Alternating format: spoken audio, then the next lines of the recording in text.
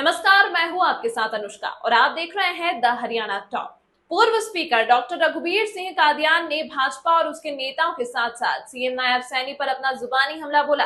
उन्होंने कहा है कि नायब सैनी आचार संहिता लगने से पहले चुनावी घोषणाओं का बस्ता लेकर हरियाणा भर में घूम रहे थे, लेकिन जैसे ही चुनाव आयोग ने हरियाणा के 20 चुनावों की घोषणा की, मुख्यमंत्री नायब सैनी की चुनावी घोषणाओं का बस्ता गायब हो गया। डॉक्टर कादियान शनिवार को बैरीवेस्ट में निकाले गए कांग्रेस की हिसाब मांगो यात्रा निकाले जाने के बाद मीडिया से बातचीत कर रहे थे। उन्होंने कहा कि अचानक हुई चुनावी घोषणा से सीएम नायब सैनी पशुपेश में है और उन्हें चुनाव लड़ने के लिए सुरक्षित सीट ही नहीं मिल पा रही है। पार्टी नायब सैनी के चुनाव लड़ने के लिए सुरक्षित सीट की तलाश कर रही है। कांग्रेस की यह हिसाब मांगो यात्रा बेरी की अनाज मंडी से शुरू हुई थी और शहर भर में निकाले जाने के बाद यहां बेरी के हर्बल पार्क के पास आकर संपन्न हुई। हिसाब मांगो यात्रा में उमड़ी भीड़ को देखकर डॉक्टर कादियान गदगद नजर आए।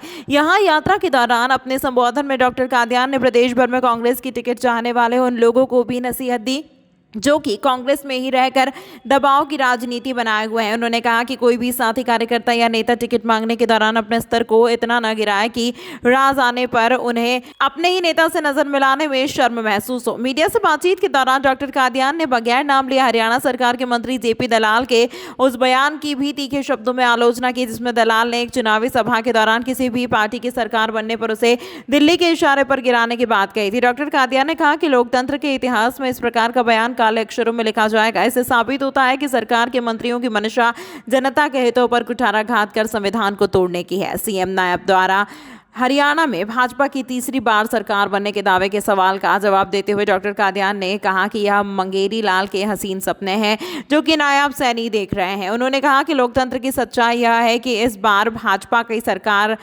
जा रही है और कांग्रेस की सरकार आ रही है। इस दौरान डॉक्टर कादियान ने सांसद दीपेंद्र हुड्डा को जनक्रांति खड़ा करने वाले नेता बताया। उन्होंने कहा कि पूरे प्रदेश में दीपेंद्र हुड्डा ने हिसाब मांगो यात्रा का आयोजन कर एक जनक्रांति खड़ी कर दी है। इस यात्रा में जिस तरह से लोगों का हुजूम उमड़ा है उससे ऐसा लगता है कि जनता ने अब भाजपा को बाहर का रास्ता दिखाने का मन बना लिया है।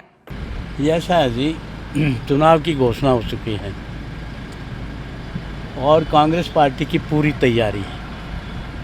हालांकि चुनाव की घोषणा जब हुई तो हरियाणा के मुख्यमंत्री जो है वो ससोपंज में पड़ गए। एकदम से उनके लिए झटका लग गया क्योंकि उनका जो घोषणाओं का जो बस्ता था ना, वो बस्ता पता नहीं कहाँ खो गया। फिर वो जो है ना घोषणा की घोषणा रहेगी, आचार संहिता लग गई। अब वो हल्का ढूंढता फिर रहा बेचारा, कभी लाडवा, कभी गोहाना, कभी करनाल, कभी नारायणगढ़। उसको हल्का ही नहीं मिल रहा है। हरियाणा के मुख्यमंत्री को हल्का नहीं मिल रहा है। उनके मंत्रियों के बयान आ रहे हैं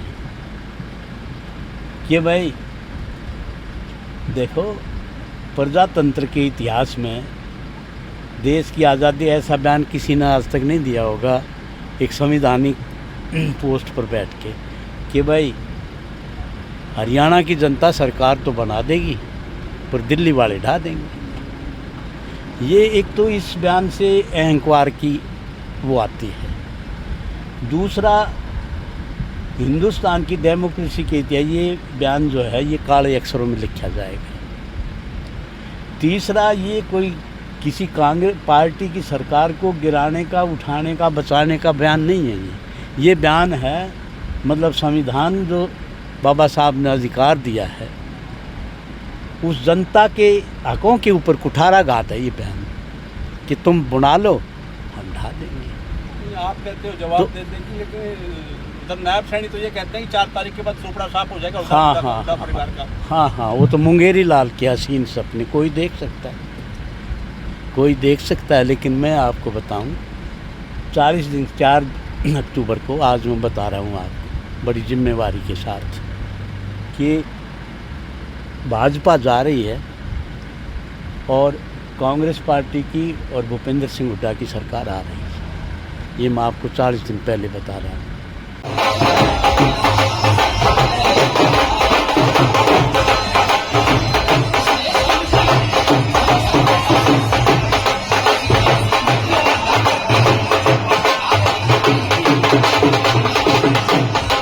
इस अंक में फिलहाल इतना ही। अगले अंक में आपसे फिर होगी मुलाकात। तब तक बने रहिए हमारे चैनल के साथ। नमस्कार।